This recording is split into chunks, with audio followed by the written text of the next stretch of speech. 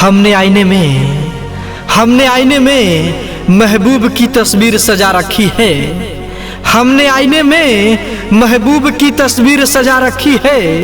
कुछ लोगों ने पत्थरों की महफिल बुला रखी है।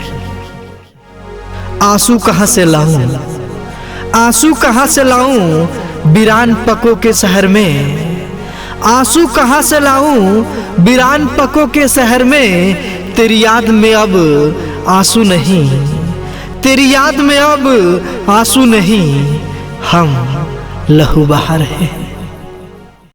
मौसम बुझा बुझा है, मौसम बुझा बुझा है, तबीयत उदास है। मौसम बुझा बुझा है, तबीयत उदास है। लगता है जैसे तू कहीं भी है, लेकिन मेरे आसपास है। मन रोम रोम सालती है, मन रोम रोम सालती है ये प्रीत की चुभन। मन रोम रोम सालती है ये प्रीत की चुभन। आते ही होंगे साजन, आते ही होंगे साजन, ये कहती है ये मिलन की धड़कन। उनके साथ गुजरा हुआ, उनके साथ गुजरा हुआ हर लम्हा याद है। उनके साथ गुजरा हुआ हर लम्हा याद है। बस यही मेरी जिंदगी, बस यही मेरी जिंदगी जीने का राज है। हाले दिल लिखेंगे, हाले दिल लिखेंगे, उन्हें खत लिखेंगे। हाले दिल लिखेंगे, उन्हें खत लिखेंगे। हमें उनसे है कितनी मोहब्बत, ये खत में लिखेंगे। रात आती है, ये रात आती है, लेकिन तेरे याद में कट जाती है।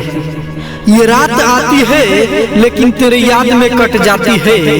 आजकल ये नींद भी बुलाए नहीं आती, ये नींद भी आने में बहुत शर्माती है। सब्र का पांव फिसल जाए, सब्र का पांव फिसल जाए तो फिर क्या होगा। सब्र का पांव फिसल जाए तो फिर क्या होगा। दिल अगर मचल जाए, दिल अगर मचल जाए तो सोचो फिर क्या होगा। फूल तो खिल चुके हैं, अब कलियों की बारी है। फूल तो खिल चुके हैं, अब कलियों की बारी है। हम तो दिल दे ही बैठे हैं, हाँ हम तो दिल दे ही बैठे हैं। अब तो आपकी बारी है।